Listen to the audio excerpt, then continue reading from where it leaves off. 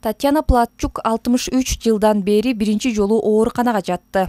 Үй бүлөсү жүрөгү ооруп жатат деп түшүнгөн. Бирок пневмония болуп чыкты. Өпкөсүнүн 60% жабыркаган. Күндөн күнгө созулган азаптуу күндөн кийин Татьяна жашоо менен кош айтыша баштаган. Бирок дарыгерлер аны өлүмдөн арачалап калышты. Спасибо врачам, они спасли, вытащили меня.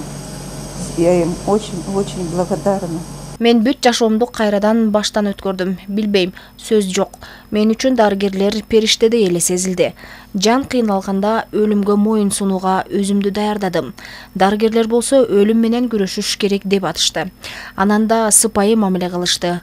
Алардын аркасы менен оор абалдан чыктым. Балдар жетим калат деп ойлогом. Мен абдан ыраазымын. Ну вот говорю, прям врачи для меня ангелы были, ангелы и все. Республикалык жугуштуу оорулар клиникалык ооруканасында кызыл зонага ылайыкталган 2 бөлүм бар.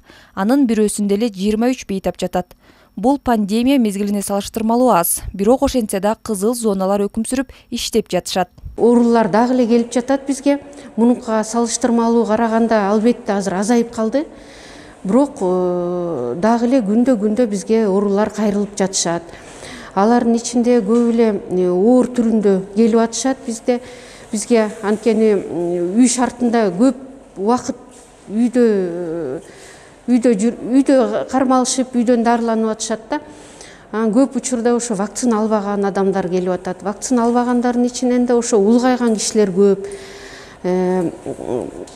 Улгайган кишилердин көп өнөкөт оорулары көп. Алардын деген жанакындай кант диабети, жүрөк оорулары, өпкө оорулары менен дагы башка көп кошумча ошо фоновый оорулар менен көбүнчө ооруп келип атышат. Ошонун арасында ошо вакцина албагандар көп. Анан албетте вакцина албагандардыгы оору абдан оор өтөт. Бизге да кыйын болот аларга жардам көрсөтүш. Ошон үчүн мен азыр ошо эме кылат элем, айтып кетмекчимин, ошо азыр деле ошо сак болуш керек өзүнүн ден соолугуна. Азыр ким вакцина албагандар азыр деле кеч эмес, вакцина алыш керек. Ооруга чалдыгуу көрсөткүчүнүн төмөндөшүнө карабастан дарыгерлер дагы эле бул илдет кооптуу экенин эскертет. Ден соолугуңузга кам көрүп, эмдөөдөн өтүңүз.